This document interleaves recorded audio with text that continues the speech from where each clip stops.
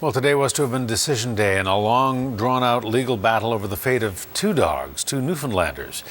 The Comox Valley wants the animals destroyed, saying the dogs are a danger to the community, but the Newfoundland's owners fought back, launching a lawsuit in a bid to save them. As CTV's Gord Kurbis reports, instead of a life-or-death decision today, the court heard a third option. Senior citizens can't. As they emerge from Courtenay Provincial Court, supporters of Chum and Champ are frustrated at yet another delay in the decision on the fate of the two dogs. Still no decision. Seems to be an awful lot of talk about the size of the where they've been staying, the size of their lot compared to, nobody seems to be paying any attention to the size of the cell they've been incarcerated in for the last year. As ordered, the dogs were surrendered to the Comox Valley SPCA last night in preparation for today's court decision.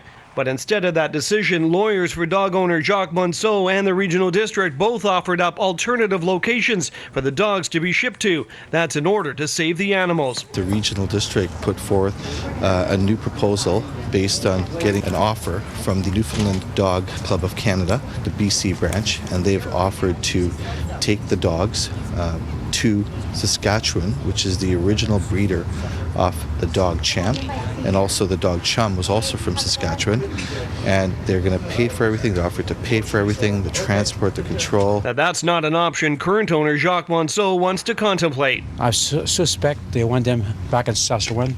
They want the male for breeding because it's a Champ, and his blood lies on the state, and they want big price.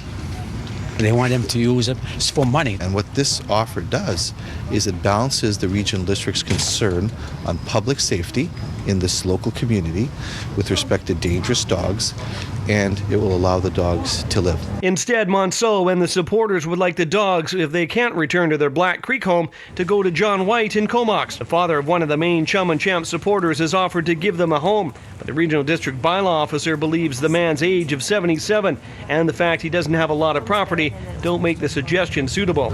I find that unfortunate since the kennels at the SPCA were plenty large for 9 months, and they didn't consider anything about that. Murder the neighbours. Watching the proceedings is Martin Thomas, the owner of the Jack Russell Terrier the Newfoundlanders are accused of attacking. He was hoping for a conclusion, but says now he knows the online threats against his family will continue. No, they get behind the keyboard and they get very brave.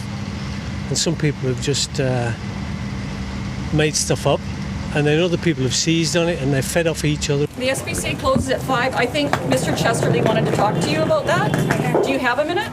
The next date to try to reach a decision on the matter is now set for January 16th. The lawyers on both sides will have to work out a deal to see if the dogs can be re-released before then. Gord Kurbis, CTV News, Courtenay.